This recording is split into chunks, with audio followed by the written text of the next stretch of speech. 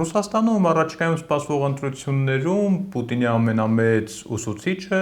ըստ էության կարող է լինել Նիկոլ Փաշինյանը, անհավանական է թվում, բայց հավատացեք, աննախադեպ զուգահեռներ կան։ Ողջույն, ես Նորայր Հովսեփյանն եմ, սա այսօր քննարկելիք միակ թեման չի լինի։ Եվ այսպես Ռուսաստանում սեպտեմբերին Պետդումայի ընտրություններն են, եւ այդ ընտրություններից շաբաթներ առաջ Ռուսաստանի Գերագույն դատարանը չեղարկեց Յաբլոկո կուսակցության դաշնային ցուցակի գրանցումը։ Հայցը ներկայացրել է Ռոդինա կուսակցությունը, պնդելով, որ Յաբլոկան ընտրաշավի ընթացքում խախտումներ է թույլ տվել, նաեւ ֆինանսական թեմաներ էր առաջ քաշվում։ Դատարանը մի խոսքով բավարարեց այդ հայցը, սա իհարկե կարելի է ներկայացնել որպես սովորական իրավական գործընթաց, խախտումներ, հայց, դատարան, որոշում, ինչպես դասական սցենարում սովորաբար լինում է, բայց քաղաքական լեզվով թարգմանելիս ունենք բոլորովին այլ իրողություն։ Այս որոշման արդյունքում Ռուսաստանի քաղաքական դաշտից փաստացի հեռացվեց ըստ էության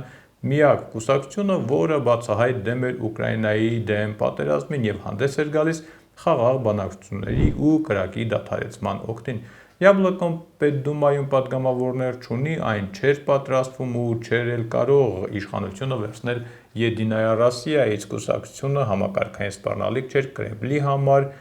Պուտինի համար ու վստահ չեմ, թե ընտրություններին մասնակցելու դեպքում նույնիսկ մանդատներ վերցնելու շանս կունենար, բայց հիմա այն չի կարող պարզապես մասնակցել ընտրություններին։ Հիմա զուգահեռներ տանենք Հայաստանի վերջին իրականության, ավելի ճիշտ վերջին ընտրությունների հետ։ Եթե Հայաստանում իշխանական քարոզչության առանցքում հակադրություններ, խաղաղության եւ պատերազմի, ապա ռուսական մոդելում ընտրությունը շատ ավելի պարզ է։ Ընտրողները պետք է ընտրություն կատարեն պատերազմի ու պատերազմի միջև։ Հիշում եք, չէ, հայտնի հանդիպման ժամանակ Փաշինյան-Պուտին հանդիպման մասին եմ խոսում։ Պուտինի, այսպես ասենք, նակազը Փաշինյանին Հայաստանում պրոռուսական ուժերի մասնակցությանը չխանգարելու վերաբերյալ։ Գուցե եթե չլիներ այդ շատ թափանցիկ եւ հրապարակային ակնարկը, ապա Փաշինյանն էլ գուցե Հայաստանում կաներ այն, ինչ այսօր Ռուսաստանում արվում է Պուտինի հրահանգով կամ առնվազն Պուտինի իմացությամբ։ Այսինքն Փաշինյանն էլ այն գլխից Հայաստանում կարգել էր ընտրություններին այն քաղաքական ուժերի մասնակցությունը, որոնց նա հետո, օրեր հետո պետք է պատերազմի եռագլուխ հրեշանվաներ։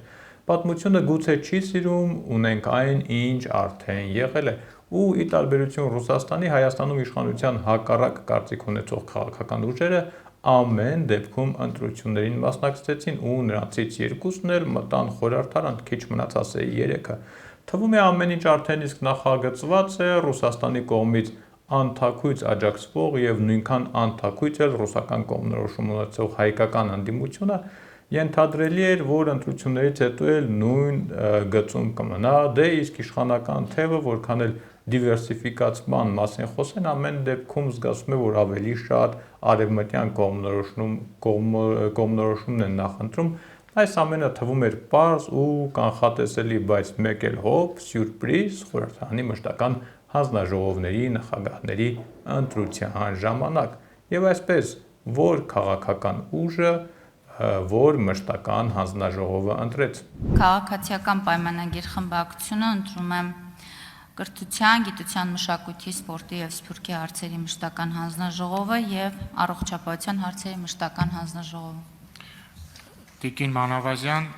1 հանձնաժողով։ Ինչու՞։ Կրթության 1 հանձնաժողով։ 8-րդ Պաշտոնի առաջադրման իրավունքը պատկանում է Հայաստան խմբակցությանը, ձայնը տրվում է խմբակցության ղեկավար Աննա Գրիգորյանին։ Հայաստան խմբակցությունը ընտրում է Մարդու իրավունքների պաշտպանության եւ հանրային հարցերի մշտական հանձնաժողովը։ Տիկին Մանավազյան, այժմ 9-րդ պաշտոնը։ 9-րդ պաշտոն։ 1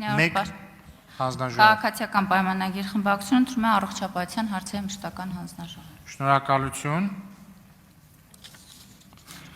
10-րդ պաշտոնի առաջադրման իրավունքը պատկանում է Ուժեղ Հայաստանին, խնդրեմ, պարոն Կարապետյան։ Ուժեղ Հայաստանը ընտրում է Եվրոպական ինտեգրման հարցերի մշտական հանձնաժողով։ Հետաքրքիր ընտրություններ, պարոն Կարապետյան։ Եվ հետևաբար 11-րդ եւ 12-րդ պաշտոնների առաջադրման իրավունքը պատկանում է Քաղաքացիական պայմանագրին։ Աշխատանքի եւ բարեկեցության հարցերի մշտական հանձնաժողով եւ տարածաշրջանային եւ եվրասիական ինտեգրման հարցերի մշտական հանձնաժողով։ Շնորհակալություն, այսպիսով նախագահի հանձնաժողովների նախագահների պաշտոնները բաշխված են, հիմա անցնում ենք նախագահի տեղակալների պաշտոններին։ Հայաստանի Հանրապետության 9-րդ գումարման ազգային ժողովում ստեղծվել է 12 մշտական հանձնաժողով եւ նախագահների պաշտոնները բաշխվել են ոչ միայն իշխանության ներսում, ինչպես տեսակ, քաղաքական ուժերի միջև բաշխումը 8-3-1 ձևաչափով է,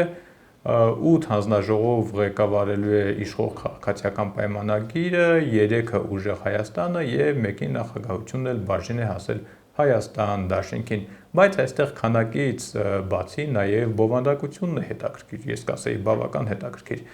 Ու մի փոքր էլ անսպասելի, իսկ եթե հումորի լավ զգացում ունեք, նաև սարկաստիկ,